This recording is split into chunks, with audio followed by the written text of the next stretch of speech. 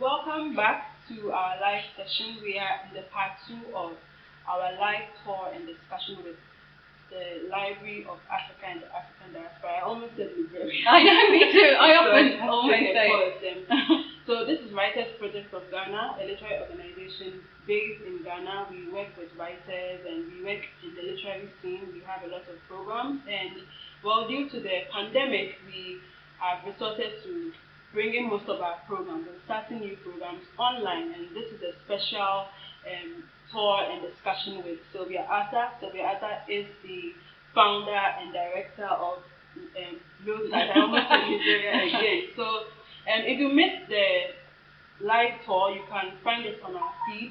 It starts for about 24 hours, so you can still catch it. But for now, we are going to have an honest discussion about the library, its intentions, its goals, and its journey, and its future. So do enjoy this session, and you can send in your questions. We will take them, as many as we can, within the hour. Sylvia, thank you so much for having time for us today. The tour was really interesting. I think that you can introduce yourself, and then I can start with my questions because I have a lot. Okay. So my name is Sylvia Arthur. I'm the founder of the Library of Africa and the African Diaspora, which was formerly called Libraria Ghana. And as I said at the start of the tour, Libraria Ghana started or was launched in December 2017 as a library that was a one-room library, so more or less a reading room. And over the 2 years that we were running Libraria, we obviously grew out of our space as the library evolved. Not just in terms of shelf space, which we grew out of very quickly, but also in terms of space to hold the kind of things that make a library a community and a living space, such as the events that we hold. So once the lease on the other library was up, we had long been thinking about the evolution of the library and where it was going, and so we decided to rebrand and move into a new space, and here we are. Let's take it back a few years. Before you started with the Libraria, which is now LOATAD, can you tell us a bit about yourself, where you were and why you found yourself in Ghana? Yes. So I'm from London, UK, born and raised, but obviously British Ghanaian, Ghanaian British. I hadn't really been to Ghana that much up until the age of 22, when I finished university, when I finished my master's. And I came to Ghana at the turn of the millennium. And I really came because my mum had started to come to Ghana a lot towards the end of the 1990s. And I really was wondering what was attracting her to this place, because it wasn't really a place where she said, in a few years' time I want to retire to Ghana, or I want to move to Ghana. So it was really intriguing to me what was attracting her to this place. And so, as I said, in 1999 I came, and for me, really, it was like a completion of a puzzle in many ways. I felt like these are my people, this is my home, and so I started to come more often from the 2000s, and I would probably come about twice a year, if not more.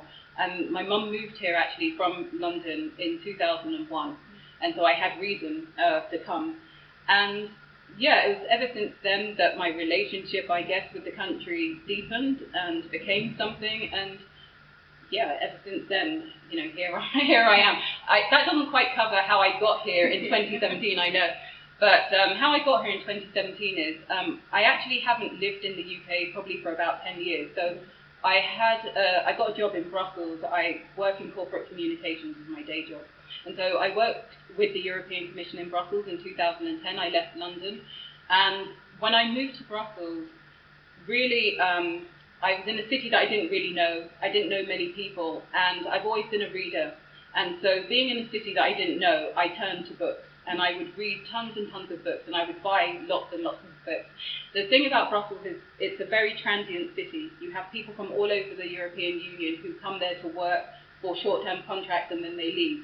And they are people who read, and so they would buy these books. They wouldn't be able to take them back to their countries when they were leaving, and so they would sell them to second-hand bookshops. And I would go there every Saturday and buy lots of these second-hand books that were in near perfect condition. And it was around 2011 that I had the idea that I'd like to do a library in Ghana. because all those books that I had been accumulating over the years, I didn't have enough space for them in my place in Brussels or in London, and so I would ship them to my mum's house in Kumasi. And so every time I would go to see her, I would see all these piles of books just sitting there. And I thought it's such a waste that these books aren't being read. And that's when I had the idea for the library. But it wasn't until 2017, obviously, that the library came to pass, which was in December 2017. But I actually moved here in June 2017. So it was 6 months. And when I moved in June 2017, I didn't have the idea that I'm going to open the library at that point at all.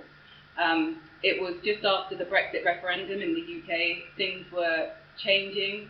Obviously, I am a pro-European person in the sense that I worked for the Commission, and I also worked on freedom of movement, which was a controversial policy where you can live and work in any European country in the EU, which was one of the main reasons why the UK decided to vote to leave the European Union. So things were not going in a way that I liked, let's just say that. And so in June 2017, I moved to Ghana, and then 6 months later, I opened the library. So the books in the library, at the time, Liberia, they are all your books? Yes, they were all my books. There were about, I would say, 1,300. A lot of them got stolen, unfortunately. So there was a lot more than that. A lot of them got stolen. A lot of them degraded and deteriorated because they were in boxes in my mum's place. But I started it with 1,300 thereabouts of my own books. Obviously, as time went on and people learned about the library, people started to donate books as well, and I would also buy books for the library as well. So people always ask me, oh, have you read all these books? And, you know, in the beginning, I had read most of those books, but now that I'm buying for the library specifically, definitely not, I haven't read all these books, and it's a big misconception that, oh, you own a library, so you must be reading all day. That's the last thing that I'm doing, actually. I'm definitely not reading all day, so, yeah. So tell us about Liberia, your experience running a private, I believe it was the first private-owned library in Accra in Ghana. I believe it was the first private lending library in Accra. So people were able to borrow books at a fee. Yeah. So just tell us a little about your experience opening it and running it before you transitioned into LOATAD. Yeah. So Liberia opened, as I said, in December 2017. It was a subscription library, so you pay a fee, a monthly fee, to be able to become a member and to borrow books. And we used to allow members to borrow, in the beginning it was 2 books a month, I think, and then we changed it to 2 books at a time. And in the beginning, lots of people used to come and say, do you have any children's books? Which I think is a great insight into the way that Ghanaians think about reading. Because Ghanaians, as I have learned, tend to think about reading as something that children do, and something that you do in school, and something that's done in academia. And there were hardly any people in the beginning who were saying, oh, I want to join this library because I, as an adult, want to read books. So in the beginning, I had no children's books whatsoever because these were all my own books and I don't have any children. But then I started to acquire children's books, and in particular, one of my friends from London, her name is Amma, her son, who was 8 or 9 at the time, he's a big reader. And so he had about 300 of his books that he donated to the library, and that basically started my children's collection with his donation. And so, yeah, we would get people who were members, I think people like hype, and so, you know, in the beginning you would get lots of people coming around, but the month-to-month system really didn't work from a business perspective at all, because you would get people who would sign up for a month, and then they wouldn't come back, and then they wouldn't pay, and then you spend all your time chasing them for your book. And that was the hardest thing, because obviously these are all my own books, and to see people take them and not bring them back was heartbreaking, actually. And one book in particular I always talk about in this respect is Teju Cole's Open City.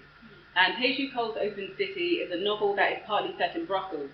And obviously I lived in Brussels, and at the time he came to Brussels to launch the book there. And he did a reading at a place called Passaporta, which is a very famous bookstore in Brussels.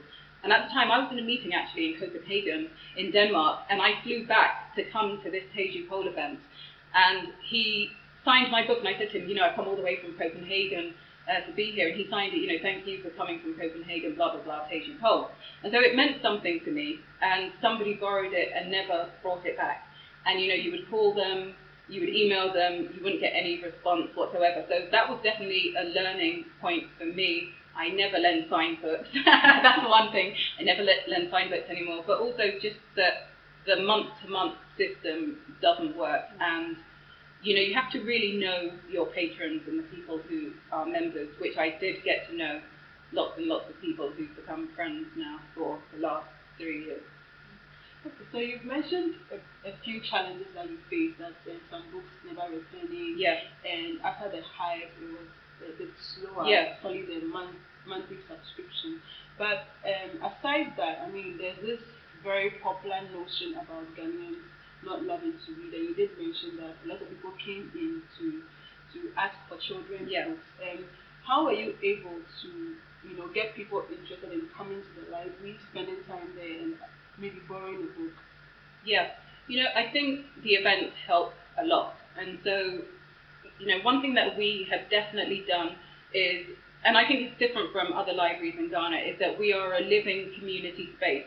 So even though we're a private library, we've managed to build and develop a community around the library. And one of the ways that we've done that is through the events program, which is very comprehensive. So with the old Libraria, for example, we would have author readings, film screenings, music performances, spoken word, all those kind of things that possibly the people who are coming are not interested in the books necessarily, but once they come there and they have the experience of being in the library and being surrounded by these books, then all of a sudden they start to think, oh, well, you know, maybe I should pick up that book and see what it's about. I think the other thing that really drew people, or that would stand out about the other library, was that we had the pictures of all the writers on the wall. And I'm actually a very minimalist person in terms of design, and it was my mum who said when we were doing the stage, she said, I think you should put the pictures of the writers on the wall, and it became like a standout, I guess, iconic feature of that other library was those writers. And what was good about that is that people would come in, and, you know, maybe you've read Jamaica Kincaid, or you've read Aikwe Amar, but you don't necessarily know what they look like. So they would come in and they would say, who's that? And that would start a whole conversation in itself, where you could then talk about the writer, their canon and their oeuvre, the kind of things that they write about, and then you could recommend books to them. And so I think there were lots of things that drew people to the space, and obviously what makes them stay after that is the reception and the community. And who were the highest patrons of the age range or the class? Yeah, I mean, it's definitely a middle class. It's a middle class thing. Partly because of the location. Obviously, it's in West Legon, and West Legon is a very middle class area. And so, if you have a physical library, you're restricted in terms of where you are, quite to the, you know, about people who would come and patronise your space. But secondly, it's people who are the so-called Bintus. You know, those people who have been to the United States or the United Kingdom to study at university, and they come back and they don't have the same access to the books that they had whilst they were over there. Also, I would say expats as well, and the spouses of Ghanaians. lots of people who are married to Ghanaian men, and they come to settle, and they miss the books that they had access to as well. So the age range, I would say, it varies from probably mid-20s all the way up to 70s. Yeah. And do you have an idea of the books that were most patronized? Yes, definitely African writers, which was a surprise to me. And, you know, this is how you learn when you come from somewhere else and you come to a new country, as Ghana was to some intents and purposes to me. Because growing up, there were not that many Black British writers. And so we used to turn to African American writers. So I have this big collection, which was predominantly African American, Alice Walker, Toni Morrison, Maya Angelou, Tony Case Bambara, you know, all these writers. And I thought that they were the kind of books that the people in Ghana that I was obviously serving would also want to read, and that wasn't the case at all. People would come and they would definitely want to read African writers, particularly I would say Nigerian writers. And another surprise to me was that they weren't necessarily interested in the newest books from that writer. So, for example, Chimamanda Ngozi Adichie, her books were always on loan. And it wasn't Americana or We Should All Be Feminists, it was Purple Hibiscus and Half of a Yellow Sun. And so that was interesting to me because I didn't realise that there was a kind of a desire to know the author's whole catalogue. So yeah, definitely African writers are the most popular. Okay, so I guess enough of Liberia, and now we are on to LOATAD. But before then, I'd just like to remind us that we are having a live discussion with Sylvia Arthur. She is the founder and director of the Library of Africa and the African Diaspora, formerly known as Liberia, and we had a live tour a few minutes ago, and now we are having a sit-down discussion. We have spoken at length about how she came back to Ghana and the setup of Liberia and the running of it. And so now I would like to go into the discussion of the new space, the new library space. But before I do that, I want to know if you have any questions. Okay, so could you read it out? No questions. Okay. All right. So, LOATAD. After the closing of Liberia, I mean, what did that mean to you, and how did the idea of LOATAD come up? I mean, honestly, after the closing of Liberia, even before the closing of Liberia, I was very tired. I was very, very tired. I just wanted to not do anything much for a long time. In fact, I thought about going back to the UK many, many times, let me say, but particularly towards the end and the last 6 months. So we actually closed Liberia, I think it was on the 10th or the 12th of January. You know, funny story is that the rapper Akala, the British rapper Akala, I had heard he was here for Afrochella and Afro Nation, and I'd heard that he wanted to come to the library. And I heard this in December, and so I waited and waited as long as I could to not close the library, knowing that he was going to come. And I waited as long as I could, and I think it was January the 10th or the 12th, and I actually, you know, I couldn't wait any longer. So I closed the library, and literally I had everything in the back of the truck. Literally everything, all the shelves, all the books, everything was in the back of the truck. I was sitting in the truck, and I get a message saying, Akala wants to come to your library today. So, you know, anyway, to cut a long story short, he ended up coming to my house because, you know, that I have loads of books in my house.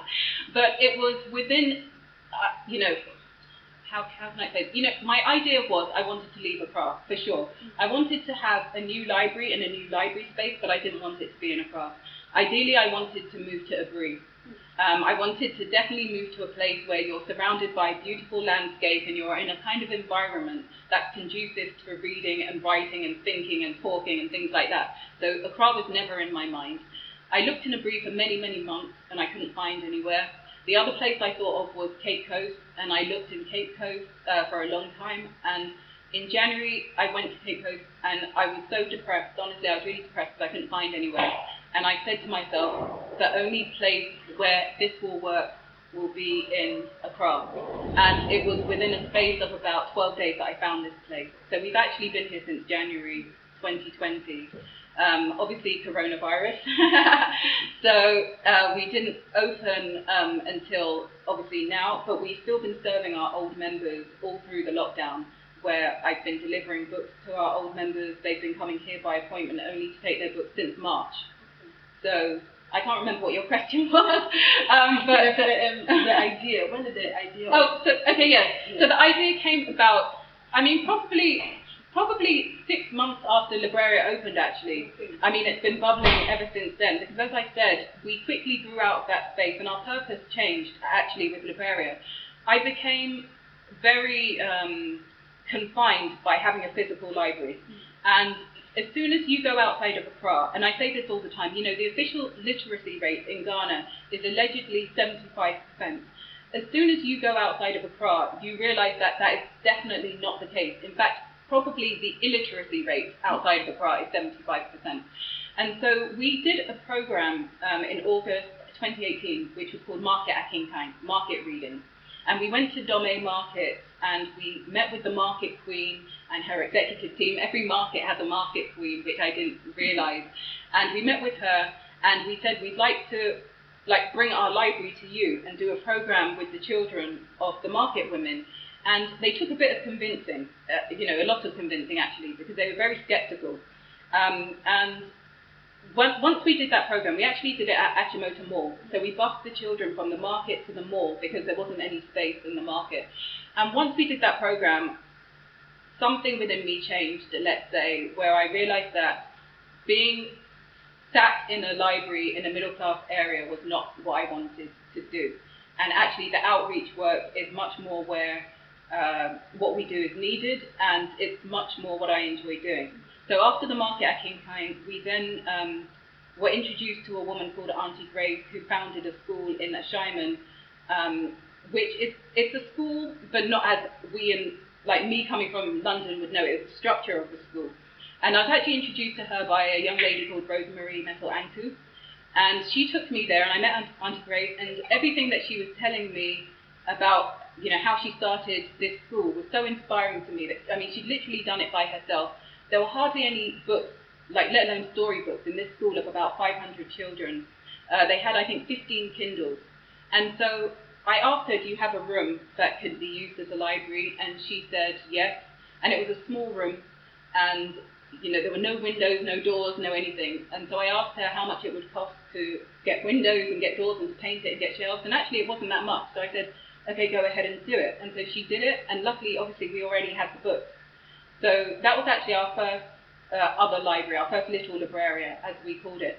And we used to go to Gemstar School in Ashaiman every other Saturday to do creative writing with the children in the school. And it really did open my eyes to where the need is and how far we have to go and how easily neglected and forgotten a certain group of society are. And so it was from then that the idea of LOATAD started to kind of ferment and to formulate, and that was, ever since then, that's how it's come into being, I would say. And what makes LOATAD different from Liberia? I mean, we've seen the tour, ideas and ideas, but then in the structure and the running, what makes LOATAD very different from Liberia? First of all, our mission has totally changed with LOATAD. Not that we didn't do this at Liberaria, but now this is our focus. We focus on 3 areas of work. That's knowledge production, knowledge preservation, and knowledge dissemination. So knowledge production is that we will be working on a number of projects that really use and celebrate and mine for information and knowledge African literature from, I would say, from the late 19th century to the present day. So probably the oldest book that I have in my collection is from 1896. And people seem to think that obviously African literature started with Chinua Achebe's Things Fall Apart in 1958, and obviously it goes back way, way back. And so knowledge production is one area, and that's working on a number of projects that promote and mine and celebrate African literature. Knowledge preservation is, as I just alluded to, it is collecting and preserving these works of African literature, and not just African literature, African and diaspora literature, that would otherwise be lost, let's say. The thing with lots of African writers is that once they die, or even just before they die, they donate their works to universities, to these great institutions. Hardly any of them are in Africa. Chinua Achebe's collection is in America, so is Amos Tutuola, loads of African writers, and that shouldn't be the case. So we are really institution building. That's what we want to do. We want to build an institution to preserve African and diaspora literature on the continent. That's our mission. And then the other part is dissemination, which is obviously the library itself and getting the books out to the people. But more importantly than the library itself is the outreach work that we do, and going out into the communities all over Ghana. The little librarians are in Ashaiman, in Greater Accra, in Kumawu, in the Ashanti region, and then there's another one in Nsutum in the eastern region. And so, we definitely do not want to be confined by our geography, and we want to go where the need is most. So that's how the mission of Liberaria had changed, because Liberaria was, in effect, it was a library, and that was it. And now we have a more defined purpose. So there's a question, so I can take it. Okay, so this is from Nana Redonwa, and he's asking, when is LOATAD opening to the public? The pressure is on. The pressure is on. The pressure is on, and it's opening on the 1st of July. Okay. But I think this is a good point to say that there are 3 ways to visit LOATAD, because we are not a public library, and I think that's been very difficult to convey to people in Accra, in Ghana here, that we're not a public library, we're a private library. And so there are 3 ways to visit here. You can become a member. You can book a tour, so just as we did before, where we did the guided tour, we have weekly guided tours, and they last about an hour 15 minutes, and you can book on that through our Eventbrite page, which will go live on Wednesday. And then also, although we're a private library, we run public events, so you can come to any one of our public events, and they are the 3 ways to visit the library. Definitely the pressure is on, and I've had lots and lots of messages and comments and DMs from people saying, oh, I want to pass by, but you know, you can't just pass by. You can't just pass by, unfortunately. You know, those are the 3 ways. Okay. Sorry for that. Yeah. Do we have any more questions? No, okay, so we can go on. So I was just going to come to the membership and everything, and there is an Airbnb. So yeah, it's a residency. Yeah, residency. So what is the plan for that as well? Yeah, so the residency, actually, the plan is that it will be a writing residency. Originally the idea was that it would be a writing residency. We're running a program that would launch in October. Or that would run in October, I should say. The idea is to launch it well before then. And it is to open the residency space to writers from African America, the Caribbean, Black Britain and Europe, and Ghana itself. And they can come and spend 2 weeks here for free, using all the resources and the facilities, and work on a writing project. Outside of that, yes, we rent out the rooms to anybody who wants to come and have a unique travel experience and stay in a library. So there's that aspect of it. And this is the Library of African Diaspora. Yeah. So what is the plan to, connect African literature to the African diaspora literature? Yeah, I mean, that's embedded in the place itself. So as you saw on the tour, we have this African writers shelf that we are sat in front of. But we also have Caribbean writers. Over there we have African American writers, Black British and European writers. So they are connected in the very space and in the design of the space itself. Other than that, in terms of the knowledge production work that we do, it's definitely part of our one of our projects that we are looking at the connections between the works of African and African diaspora writers. Okay. It seems to be a little. Are we okay? All right. So you have discussed how we are going to link them. What about working with the literary scene in Ghana? What is the plan for that? Yeah, I mean, the writing residency is one thing, which I just mentioned. The other thing is, obviously, we, as I said, will run a comprehensive events program starting in July. And that events program will include things like author readings, writing workshops, film screenings, discussions and debates, literary dinners, quizzes, and so there are all those ways in which we will work with the literary community here. Already, as you know, we have developed relationships with the literary community because we've been here for nearly 3 years now.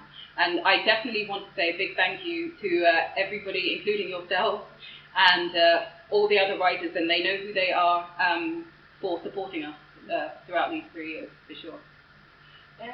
Not to put you on the spot, but I know that Liberia had a little cost to pay, and this seems bigger. It is bigger. And I'm sure people would like to have an idea of maybe the cost or the kind of money they should have in hand before they come here. So if you could give us an idea. Yeah.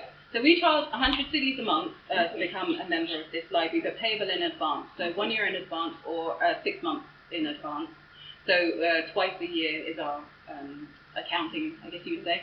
In terms of the tours, the guided tours, they cost 20 cedis. And then in terms of the public events, I mean, they vary. The regular standard events are like 10 cedis.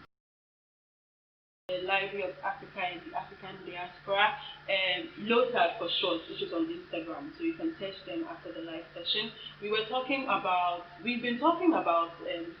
her beginning with Liberia and the reasons why she had to close down, and then the idea of LOATAD when it came to her. And so right before we went off, we were discussing the membership plans and payments. So I think that we can go over that again, and then we continue from there. So you were telling us, you were giving us exact amount actually for membership for Ghanaians. Yes. So if you could go over that. Or anybody, not just Ghanaians. Yes. Anybody. So I think that maybe people from the diaspora would have their rates in dollars or something. But anyway, okay, so to become a member, we charge 100 cedis a month, which is payable a year in advance or in two payments. If you're not a member, we also have the guided public tours, which last about an hour or an hour and 15 minutes, and that's 20 cities go on the tour. And then outside of the tour, we run a comprehensive public events program. Many of those events are free, and some of them are they're 10 cities or 20 cities. And we actually have a policy with our public events program that if you come in any kind of traditional wear or wax print, then you come for half price or free. Okay, so I guess that I passed for the first session because I am in my... And for once, I haven't passed. Yes. Yes, this is the only time I haven't. Yeah, so I think that's a good idea. So get your African prints ready and come get your kente, get your fugu, get your wax print. Yes, and come along. Fashionable styles. It's a nice way because this is the Library of Africa. Exactly. And the African Diaspora. Yeah. So let's practice what we preach. Yes. Okay, so back to the discussion of LOATAD, and you did mention that the residency and the Airbnb also will be running. Yes. We don't have to go into the yes. cost for that. And yes. if you are interested, you can visit the website to find out about that. But what are some of the benefits that writers in residency or someone who opts to pick this Airbnb would enjoy? I mean, you have the whole facilities of the library, for one. I should say, though, that if you're here and you're in residence, not in residence as a writer, but in residence for the, outside of that, you don't have access to the library when we're not here. So the downstairs part is the library and the exhibition space, and the upstairs part is the living quarters. And when we're not here, that part is closed, the access to the library. But yeah, I mean, obviously the full resources of the library is one thing, and it's a great resource to have. The resource of the events program as well. And also just the kind of people who come here. You know, the kind of people who come here are very literate, worldly, smart people, and it's a great community that we have, and so you would have access to that as well. And so for artists and writers who want to, have a program here, how do they go about that? And what kind of events are you looking at having in this space? Definitely we're open to all writers, poets, spoken word artists, visual artists, whoever has an idea for a program, contact me via Instagram, DM me, and we can discuss. In terms of the kinds of programs that we're looking at running, similar to Libraria in terms of author readings and spoken word nights, literary dinners, quizzes, what else did we? Film screenings, of course, and discussions. The first event we have here actually is on the 18th of July, and it is the screening of the Sadio Mane documentary. For all you Liverpool and non-Liverpool fans, come along and watch it because he's an absolute star philanthropist, aside from being a footballer. Whether you think he's great or not, that's up to you. But he's a philanthropist, and he's very, generous with his giving. And not only that, he came from a small village in Senegal, and it tells the story of how he came from that small village, Bambali, and made it as a top-flight footballer with Liverpool FC and the philanthropy and the way he gives back. And then after that, we have a talk by Kingo Sejan, from Right to Dream, former footballer, professional footballer, Black Stars player, and he's talking about footballers and giving back. The actual title of the event is, Do Footballers Have a Duty to Give Back? So, I mean, you can see already from even this type of event that's not strictly literary, but it's, it's about ideas, and it's about who we want to be as a people, and yeah, those are the kind of things that we are looking to run. So we're open to all kinds. And I mean, it's easy to work with the already established writers, but what are the plans for upcoming writers or writers who are looking at publishing their first novels or books, and what are the plans that you have for them as well? Because, I mean, we do have a bubbling scene in the country where there are so many organizations that are coming up, and there are so many young people who are working hard at putting their stuff out there, either on blogs or in ebook anthology. So what are the plans that LOATAD has to help that community? Definitely, I think that's a really important question, and it's something that we've been thinking about since obviously we found the space. And the good thing about the space is that it's multi-purpose. It allows us to do many things. Definitely one of the things for emerging writers is some workshops with established writers. So we are talking to writers and writing organizations and groups to see what we can do for people who are wanting to start out. in writing. And so far, the feedback has been very positive, and there is definitely, it's coming. Let me just say that. It's part of the events program, for sure. And I think we can talk about the aesthetics of this place, because you did mention that you're a very minimalist kind of person, and it's your mom who gave you the idea to put the pictures, which you have taken. Yeah. You have really taken it to another level. To another level. I mean, if you watch the tour, there were so many pictures of amazing, prolific Black writers. So, who gave you this idea? I mean, the color of the place, because it's very warming. But once you enter, you do not want to go out. The colors are very down to earth, and your eyes immediately go onto the books instead of the vibrancy of the place. So, I mean, what's that? Did you work with a designer? No, I am a designer. No, you know, the thing is, I used to say about Libraria that when you come into Libraria, you're coming into my living room. And I say about LOATAD, when you come into LOATAD, you're coming into my house. I mean, everything is, this place is obviously absolutely empty when we got it. And all the ideas came from myself and also my team, actually. And, you know, one thing about this is that I'm obviously the face of LOATAD and of Libraria, but I work with people. Seth, number one, Seth Abasoglu, hello, Baris, at Baris. He is my right-hand man. And I'll give you an example of how we work with this space. So, for example, the Toni Morrison picture above the door. I wanted to put it somewhere else. And he said, I think you should put it above the door. And it's the perfect place for it. And so that's where it is. Also with the Maya Angelou, I had it in mind to put it somewhere else, and he said put it there. And then also my brother, my bro, Kojo, my friends, you know, that space where the Ashanti stools are, the African stools are, they weren't originally going to be there. Actually, it was my idea to get the stools, but it was Kojo's idea to put those stools there. So, you know, definitely it's a group effort. So, yeah. You must have a dream team. Yeah, for me it's a dream. For me it's a dream team, and I think we have done an excellent job, even if I do say so myself, because I think we have paid a lot of attention to detail. That's one thing.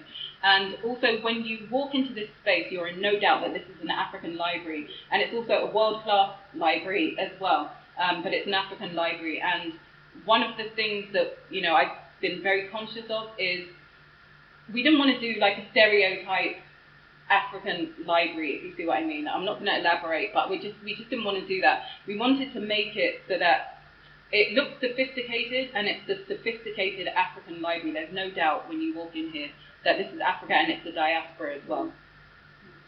Let's go back into the discussion about starting and running the place. It is a private library, so a lot of, I mean, I think 90% of its birth and growth is probably from your pocket. Yes, so 100%.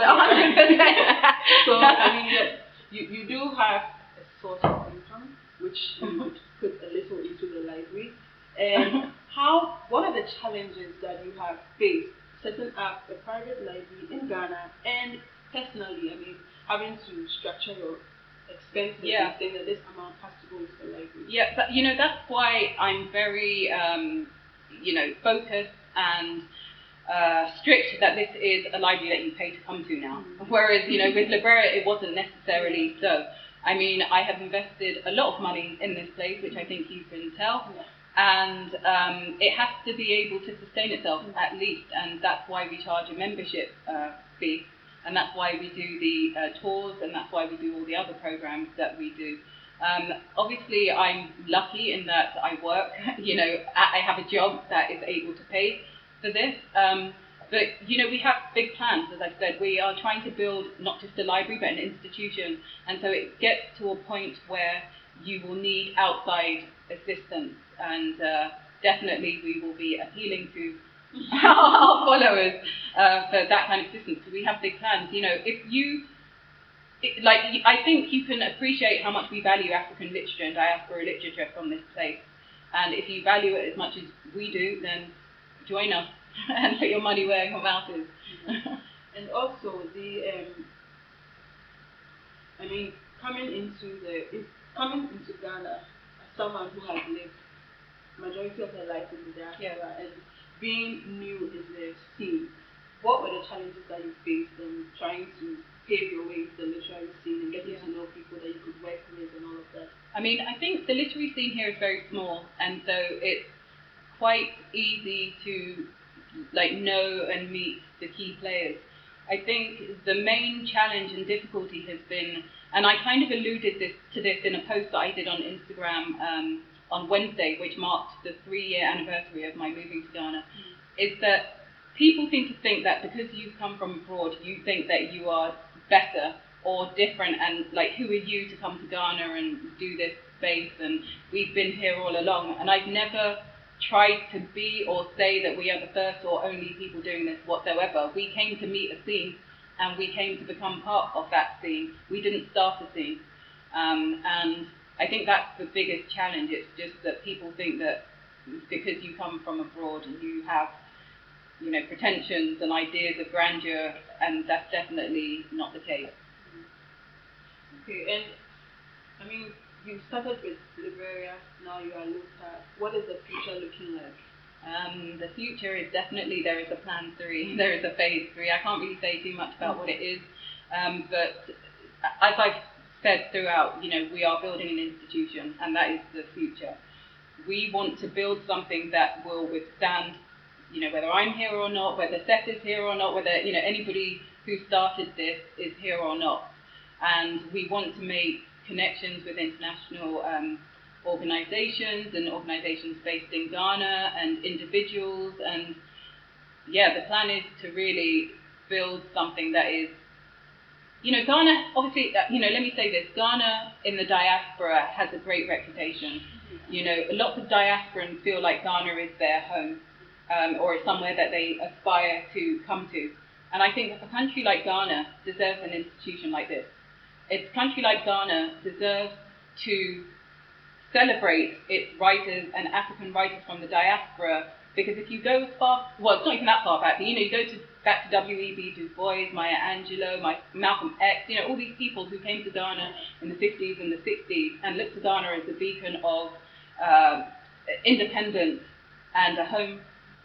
I think definitely, I believe that Ghana is deserving of an institution like this and more. So, So you're looking forward to more. If you have an idea to set up something like this or something similar, it doesn't even have to be the literary arts. I mean, you should go for it. I mean, Sylvia is a living example of what you can do with the little that you have and how it can grow within the years. I'm sure that, when you started Liberia, you didn't imagine that you would, get a lot of book donations. Not at all. And so who are some of the writers that have donated to the library ever since it started? Oh, let me not say some of the writers, but instead say some people from abroad who have donated, because this has actually been the most amazing thing.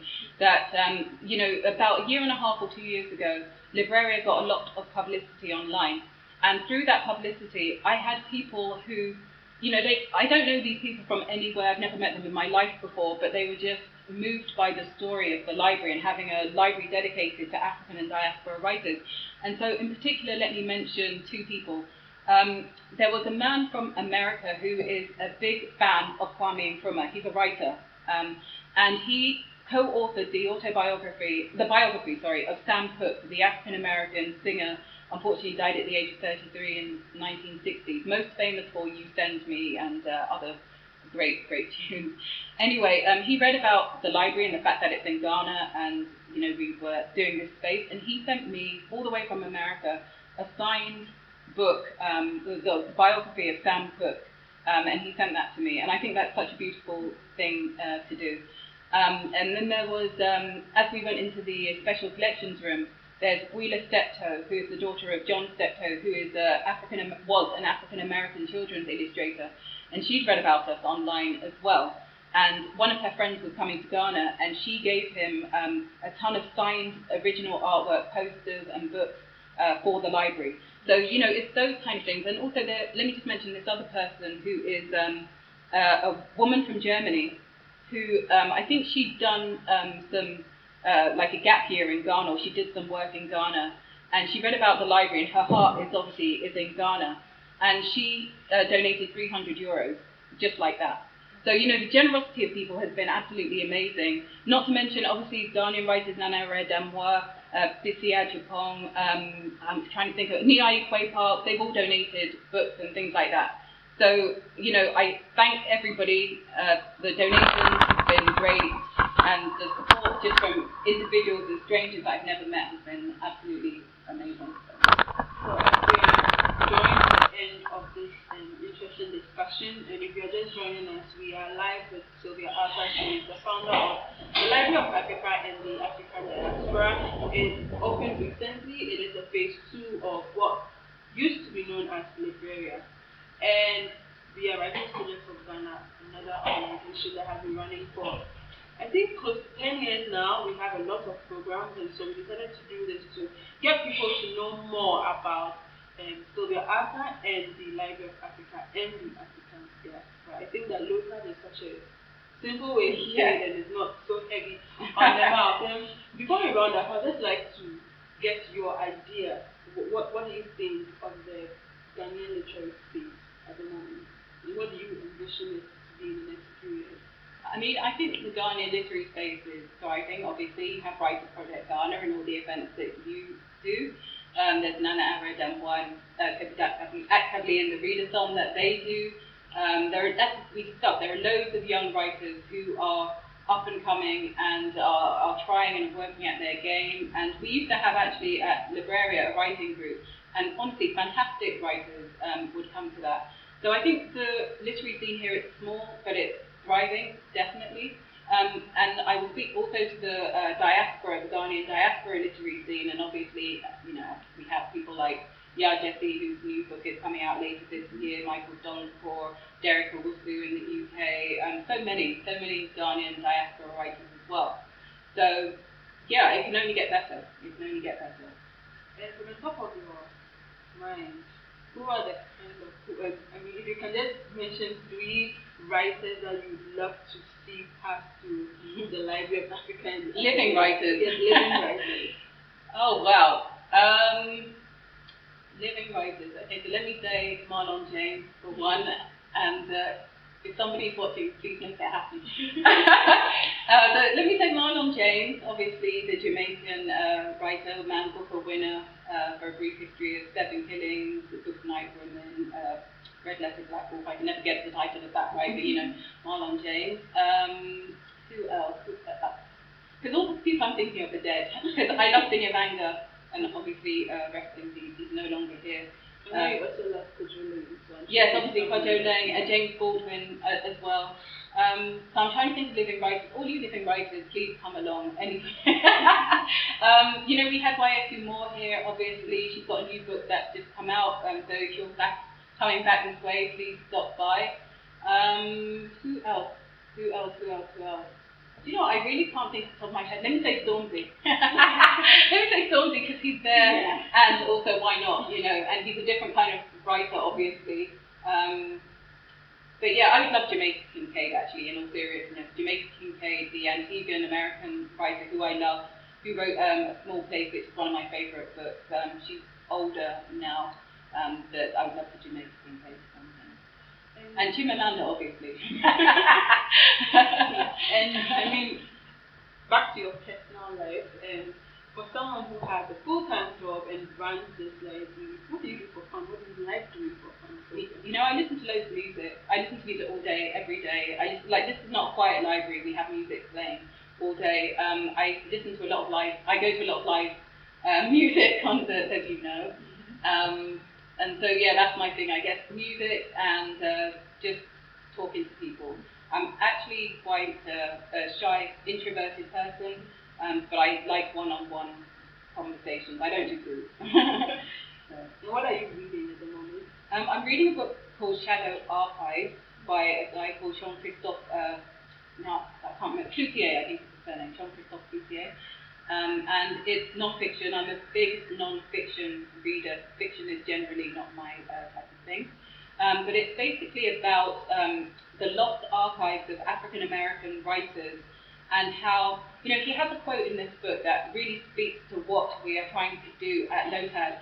And it's basically about how books are archived, because as Black people, generally speaking, especially in the West, we don't have institutional spaces. There are no real institutions dedicated to African literature or Black literature. And so books actually become the archives of our history. And so he's looking at the lost archive, or the shadow archive as he calls them, of 5 writers in particular. One of them is Anne Petrie, who wrote The Street. I think the other one is Richard Wright, and there's 3 other writers, so that's what I'm reading at the moment. Is there any book by an African with Black diaspora that you're looking forward to coming out soon this year? I'm currently listening to, it's not actually out in the UK even, but it's out in America. And I'm listening to Wayetu Moore's The Women That, I can't even get it quite right, the Dragging the Women, the Girls, or something like that. And I'm listening to that on Audible, which is what I tend to do a lot now, listen to audiobooks. And so far, so good. But, you know, the thing with audiobooks is, if it's really good, you actually have to read the print book. Because audiobooks are not like music that you can just have on in the background. You actually have to concentrate and listen to what they're saying. So I started it, I'm liking it, so now I'll have to get the print. Amazing. It's nice to know a little more about Sylvia and what she likes. And favorite Ghanaian writer of all time? I mean, obviously, it's Kojo Lang, as I said, but I do love Amat Edu as well. Her book, Artist to Killjoy, I absolutely love, and I recommend to anybody and everybody. Yeah, I mean, it's definitely Be Kojo Lang. Search Sweet Country, I have every first edition of Be Kojo Lang Search Sweet Country I have. And because you mentioned music, favorite Ghanaian artist? I'm going to say 2 actually. I'll say Wolasi, and the other one is Akan. Okay.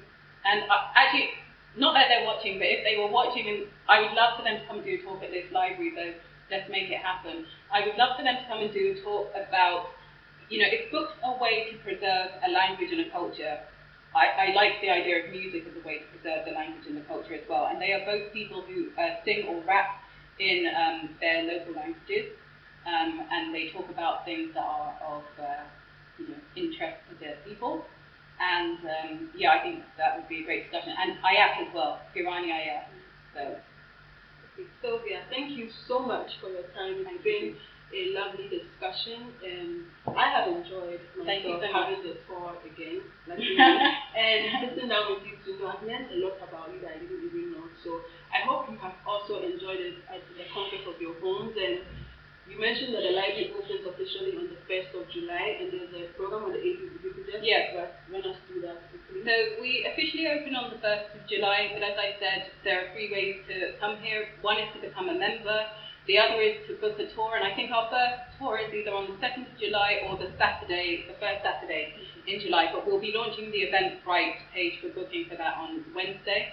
And then the other thing is the public events program, and the first event that we have so far is on the 18th of July, and this is the screening of the Sadio Mane documentary Made in Senegal, and a talk with King Osejan, who is the founder of Amin Nima, which is a local NGO charity. He's a former footballer, former Black Star player, but he's also an executive at Right to Dream. And so he's going to be talking on the topic of, do footballers have the duty to give back? And that's on the 18th of July, so you can come along to that. So 1st of July and the 18th of July. And the 2nd of July for the tour. So 1st July, 2nd July the tour, and then 18th July the tour. Yes. Okay. So my name is Elizabeth Johnson. I have been your host for this special live tour and discussion with Sylvia Arthur, who is the founder of the Library of Africa in the African Diaspora. Let's take my time when I'm saying that. It is on Instagram, so you can follow them on Instagram or on Twitter. And yeah, I hope you enjoyed this session. We've run for about, I think, more than 2 hours. And we have recorded the session, so we'll put it up on our YouTube channel very soon. Thank you so much. And we have other programs that will be running online. So please follow us if you're not following us. Please follow LOATAD, and see you sometime soon. Thank you.